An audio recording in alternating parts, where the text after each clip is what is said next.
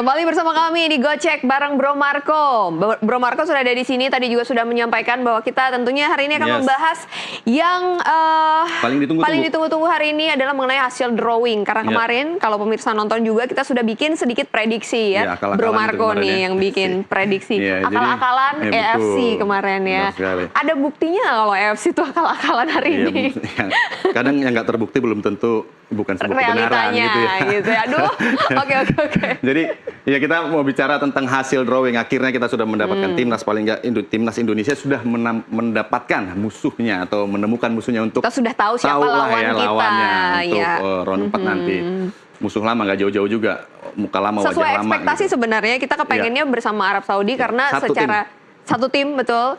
Arab Saudi ya. Arab Saudi aja. Kalau Irak kita tidak berekspektasi tentunya ya. Kemarin kita berpikir akan ketemu Uni Emirat Arab ya, ternyata Irak yang dari hasil sangat menantang ini Irak ya. Oke, seperti apa ulasan Bro Marco? Oke, kita lihat saja langsung. Ini bukan wajah baru sebenarnya, Irak dan Arab Saudi. Tentunya kita udah ketemu di round 3 juga.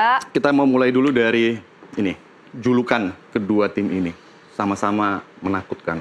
The Lion of Arab Saudi, Green Falcon, pemansa, ya kan? Endemik di Arab Saudi yang memakan pemakan daging lah, predator betul sekali. Lalu Irak, singa Mesopotamia, The Lion of Mesopotamia, The Lion of Mesopotamia, betul, singa makannya daging juga ya kan. Ini dari julukannya udah seram, menyeramkan gitu loh. Nah belum lagi kalau kita lihat peringkatnya. Jadi kita remind lagi bahwa grup A tadi Qatar, Uni Emirat Arab dan Oman ya, dan Indonesia ada di grup B Arab Saudi dan Irak. Nah, Indonesia. Tadi julukannya udah menyeramkan. Sekarang peringkatnya. Kalau kita lihat ini lebih serem lagi nih kayaknya di peringkatnya nih ya. Dan 59. Ini peringkat per 13 Juni 2025. Enggak dong, ini per 16 Juni ini. Oh, itu sudah 16 Juni. Iya. Per 13 Juni. 13 Karena kalau peringkat terbaru ini 58, ini yang 59. Iya. Itu juga yang menjadi pro kontra juga kemarin kan. Nah, 13 Juni. Setengahnya dong, kita 118 ya. Ini udah menyeramkan juga di sini. Dan ya kita lihat bahwa kedua tim ini udah pernah main di Piala Dunia. Indonesia juga pernah main tapi zaman Hindia Belanda dulu ya. Nah, Irak bermain terakhir kali tahun 1986, ya kan? Dia masuk lolos putaran final. Sementara kalau Arab Saudi ini tim yang udah bolak-balik udah 5 kali di Piala Dunia. Terakhir 2022 kemarin dia juga main di Piala Dunia Qatar. Dimana kita tahu kemarin mengalahkan Argentina juga ya. Argentina kemarin sempat mengalahkan Argentina. Jadi kalau kita lihat di sini sebenarnya memang ini kita berhadapan dengan tim-tim raksasa atau raksasa Timur Tengah lah boleh dikatakan. Dan kalau kita lihat lagi ke slide berikutnya, Mai, dalam rekor pertemuan juga yang membuat semakin menyeramkan adalah kita itu sebenarnya sangat jarang sekali bisa menang melawan kedua negara ini. Kalau kita lihat di sini Arab Saudi, kita lihat bahwa Indonesia sebenarnya sekitar 14 kali lah untuk pertandingan resmi ya, event resmi. Indonesia itu hanya menang sekali, sisanya itu kalah. Tapi kita boleh berharap yang terbaru mungkin ya, Marco ya. Ini kemarin ya. Ini tapi paling tidak kualifikasi round 3 betul. Dari secara keseluruhan kita itu rapornya merah lah, kebanyakan kalah. Kalaupun menang paling sekali, ini sekali doang menang lawan Arab Saudi. Tapi kalau dilihat dari tahunnya juga di 2011 hingga 2014 kan ini dari materi pemain kita, kemudian strategi pelatih dan lain sebagainya juga harus kita pertimbangkan dengan harus ada optimisme lah ya untuk yang sekarang. Apalagi kita sekarang banyak pemain naturalisasi. Karena kita mau nanti kita akan ke arah sana nih. Oh iya, Kita tahan dulu sebentar. Optimismenya di belakang aja ya, jangan di depan ya. Biar mendebarkan gitu loh. Kalau lawan Irak kayak gimana? Kalau Irak kita lihat. Indonesia lawan Irak juga sama, 9 kali kita main. Nggak pernah menang? Belum pernah menang. Paling kuat seri sekali. Kita lihat rekornya juga skornya juga telak-telak 4-0, 0-2, 5-1. Bahkan pertemuan terbaru kita kalah 0-2 dan 1-3, 5-1 kalah besar di lah ya, ini dari 2023 betul. Betul sekali. Jadi ya kalau kita bilang sebenarnya kita benar-benar berhadapan dengan dua raksasa Timur Tengah di sini, di grup B ini.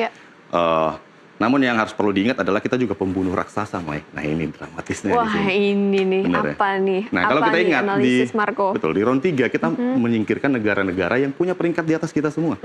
Bahrain, Cina tersingkir, mereka tuh peringkatnya di atas kita semua juga. Di atasnya ranking Indonesia. Jadi kita tuh sebenarnya nggak perlu khawatir lah dengan pesimis dengan perbedaan peringkat yang cukup jauh. Lalu apalagi yang membuat kita mungkin optimis dengan pertandingan nanti atau grup B ini? Untuk Arab Saudi, kita lihat bahwa yang tadi Mai katakan bahwa kita menang.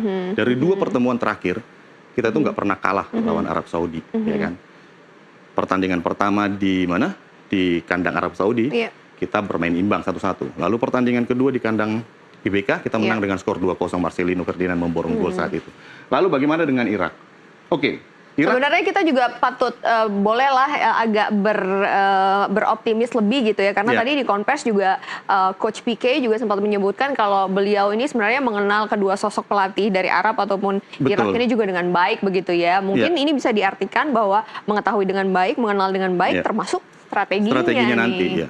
Nah, kalau kita beralih mungkin ke Irak ya, Irak juga sebenarnya oke lah, kita secara head to head kita cukup tertinggal jauh ya, kita head to headnya kalah lah. Tapi yang perlu kita cermati dari Irak adalah mereka juga bukan dalam posisi yang sedang bagus-bagusnya gitu loh. Nah, mereka ini di round ketiga juga kemarin terpaksa harus mengganti pelatih. Karena apa? Karena mereka juga terancam tidak lolos karena mengalami kekalahan beruntun gitu loh. Mereka kehilangan 5 poin dari dua pertandingan. Nah, mereka menggantikan dengan siapa? Graham Arnold. Yang merupakan pelatih Irak sekarang. Mohon maaf kemarin saya keliru. Mantan pelatih Australia. Nah, kemarin saya menyebutnya pelatih Arab Saudi. Ya. Irak, dia melatih Irak. Nah, kenapa kita optimis dengan pergantian ini? Karena apa? Karena Graham Arnold itu udah kena mental sama Indonesia. Kena mentalnya kenapa? Karena ketika dia menangani Australia di round ketiga, Indonesia bisa menahan imbang dengan skor 0-0. Dan itu tentu membuat mental sebagai seorang pelatih tentu akan terganggu lah ya. Karena apa? Karena skuad yang ditangani saat ini nggak semewah Australia. Dengan skuad semewah Australia aja, dia ditahan imbang 0-0 di GBK. Dengan Irak, nah, dia mungkin akan berpikir keras ya untuk menemukan skema terbaik, tapi ini akan menjadi salah satu perhatian dari Graham Arnold bahwa timnya yang dengan skuad yang cukup baik pernah ditahan imbang oleh Indonesia. Dan apalagi sekarang skuad Indonesia juga udah berbeda. Mereka banyak pemain-pemain baru ya, yang sebelumnya tidak tampil saat melawan Australia. Ada Romeni juga, ada juga Joe Pelupesi dan seperti itu. Jadi ini tentu akan menjadi sebuah pertimbangan bagi Graham Arnold. Nah, dan kalau kita lihat persiapan kedua tim ini sebenarnya, boleh dikatakan mereka juga berkaca dari penampilan di round 3. Karena kalau Arab Saudi, mereka tuh udah curi start. Latihannya tuh udah duluan daripada tim-tim lainnya. Mereka latihan atau mempersiapkan diri lewat turnamen Gold Cup. Padahal mereka bukan dari kontinental Amerika Utara. Jadi mereka ikut sebagai undangan. Tapi bisa. Mereka main di sana dan meraih 1 kali menang, 1 kali seri dan 2 kali kalah. Mereka berhadapan dengan tim-tim kuat. Sebelum nanti kemudian mereka lagi memiliki satu agenda lagi nih, Mai. Agenda uji coba lagi melawan Republik Ceko. Itu yang dilakukan bukan di Arab Saudi, tapi di Republik Ceko. Jadi mereka akan memandang ini sebagai sebuah pertandingan yang memang sangat serius ya. Sementara Irak tadi karena juga memang pemenang yang akan langsung lolos adalah hanya pemenang grup aja ya. Hanya peringkat pertama dari masing-masing grup. Sementara peringkat kedua akan diadu lagi untuk main di playoff. Betul sekali. Nah, tapi kalau berbicara mengenai latihan persiapan, Arab Saudi sudah melakukan persiapan. Sementara Indonesia sendiri informasinya tidak akan melakukan training center dalam waktu yang panjang karena kesibukan dari para pemain kita juga tentunya ya. Apalagi di bulan September nanti akan ada match day juga. Iya, jadi seperti kebiasaan memang pertandingan resmi seperti ini bahwa memang pemusatan latihan jangka panjang itu memang sangat jarang dilakukan ya. Dan yang kita lakukan adalah di September itu adalah FIFA Match Day. Dan itu mungkin kita bisa menjelaskan di slide berikutnya mengenai persiapan Indonesia. Jadi kalau dikatakan Indonesia berada di grup sulit, betul bisa kita terima bahwa 2 raksasa akan dihadapi di grup B. Namun apakah ini merupakan sebuah mission impossible atau misi yang mustahil? Aku pikir sehingga masih ada celah bagi Indonesia untuk bisa meraih paling tidak finish di runner up. Jangan sampai di posisi ketiga. Jadi biar nggak tertutup peluang ke Piala Dunia. Nah, kalau kita lihat tantangannya ada Timnas Garuda. Betul sekali ada beberapa selain persiapan yang memang nggak punya waktu banyak lah buat Pique ya. Dan sebagai catatan lagi bahwa pertemuan-pertemuan Indonesia sebelumnya baik dengan Arab Saudi maupun dia dengan Irak itu berada di eranya Sintayong. Dan ini merupakan pertama kali Patrick Kluivert akan berhadapan dengan kedua negara ini membawa Indonesia di sana gitu. Jadi dan kita akan tandang juga ke sana kan. Iya, betul sekali. Jadi ini merupakan sebuah secara psikologi juga ini akan menjadi beban buat Patrick Kluivert karena dia harus membuktikan dia harus lebih baik dari STY tentunya. Nah, kalau kita lihat ini adalah jadwal. Ini akan menjadi tantangan pertama Indonesia sebenarnya, Mai.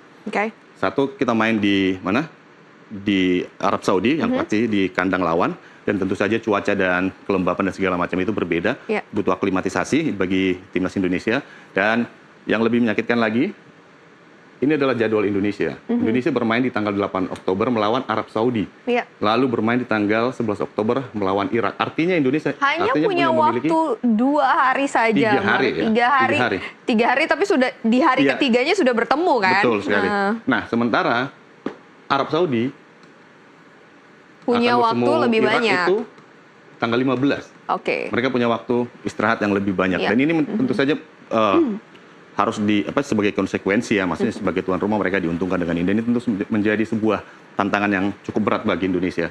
Nah, apalagi kira-kira yang menjadi tantangan kita adalah kalau kita lihat pemain mungkin kan oleh Romani cedera. Betul. Jadi dalam beberapa bulan ke depan juga belum bisa ditentukan apakah bisa ikut bergabung atau tidak. Jadi kemarin ya cari penyakit sendiri sih sebenarnya kemarin PSSI ngundang Oxford ya. Jadi PSSI ngundang Oxford untuk main di Piala Presiden yang akhirnya berujung kepada cederanya oleh Romani. Tapi ya kita tahu bahwa update-nya sih hari ini sudah operasi. Hari ini operasi, tadi udah say hello ke penggemarnya juga lewat Instagram dalam kondisi yang cukup baik. Maksudnya operasinya lancar, jadi paling tidak kabar baik lah untuk bagi timnas Indonesia.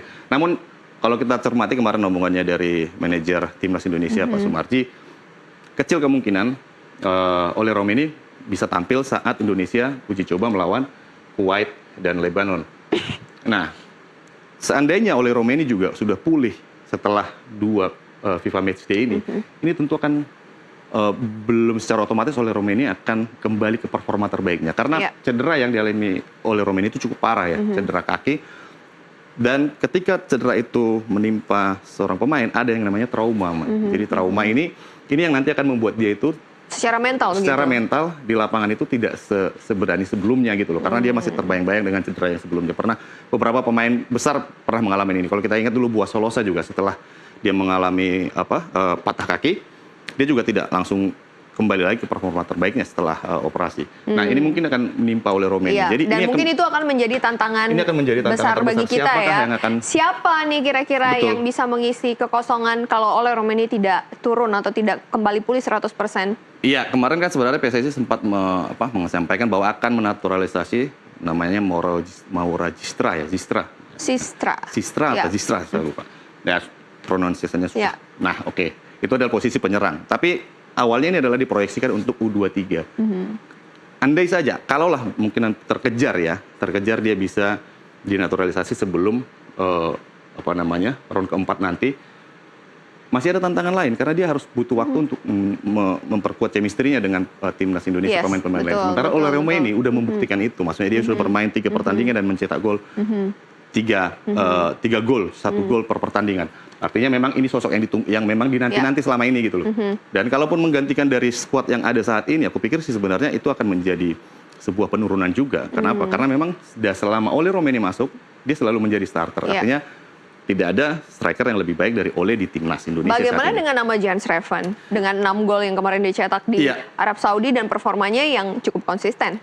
Untuk pelapis mungkin masih memungkinkan masih 19 kita. tahun juga ya. Masih 19 tahun. Betul. Artinya secara mental dia akan bermain dengan beban yang cukup berat di round 4. Meleset sedikit atau kalah atau seri bisa membuat peluang Indonesia ke Piala Dunia tertutup.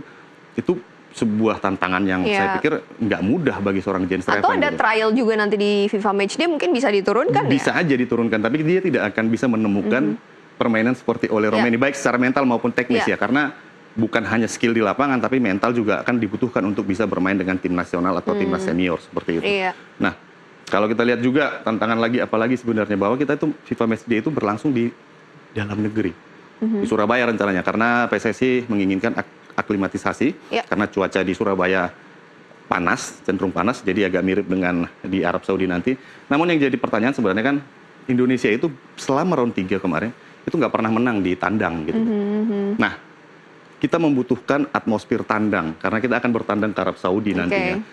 Harusnya kenapa nggak pertandingan ini digelar di luar Indonesia aja gitu. Seperti tadi Arab Saudi kan melakukannya di mana?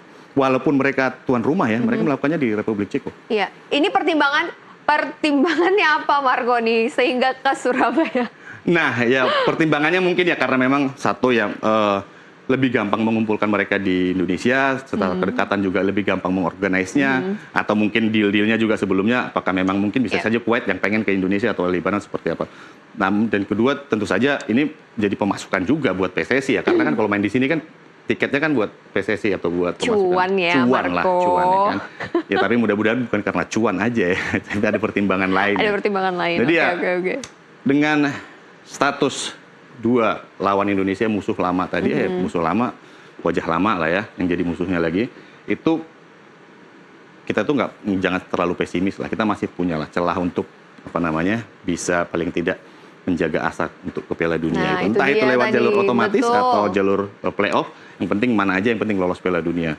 Dan masih ada berapa bulan lagi nih? Sekarang Juli, Agustus, September, Oktober, masih ada 3 bulan. Masih ada 3 bulan lagi untuk persiapan, tapi setidaknya match day di tanggal 4 September dan juga 9 September ini bisa jadi pemanasan yang baik begitu ya. Betul. Buat timnas Indonesia. Dan pastinya laga pertama nanti di tanggal 8 Oktober melawan Arab Saudi itu adalah satu-satunya, nggak satu-satunya, kunci kita untuk supaya meraih pertama secara mental. Kalau kita menang pastinya kita akan lebih percaya diri, lebih optimis dan juga confident. Dan kalau misalnya kita bertemu dengan Irak setelah itu tentunya kita punya modal yang lebih bagus. Iya, dan ya memang pertandingan pertama ada sangat penting ya, karena ya selain tadi yang kita lihat tantangan di sini, ada 5 pemain Indonesia juga masih ya terancam akumulasi di pertandingan kedua, termasuk J.I. Jes. Jadi effortnya sebenarnya saya pikir untuk pertandingan pertama perlu diberi lebih besar lah untuk effort bisa yang lebih besar lagi ya. Persiapannya untuk melawan Arab Saudi, karena itu sangat penting sekali. Semangat, kita harus confident, kita harus optimis juga ya, supaya baik di matchday maupun tentunya di kualifikasi di round keempat kita juga bisa berhasil untuk menjadi juara dan lolos. Mencetak sejarah untuk pertama kalinya lolos ke Piala Dunia. Oke, terima kasih Bro Marco untuk hari ini. Next kita akan bahas hal-hal seru lainnya pastinya, dan pemirsa kita masih ada informasi menarik lainnya. Tetap bersama kami di NTV Sport.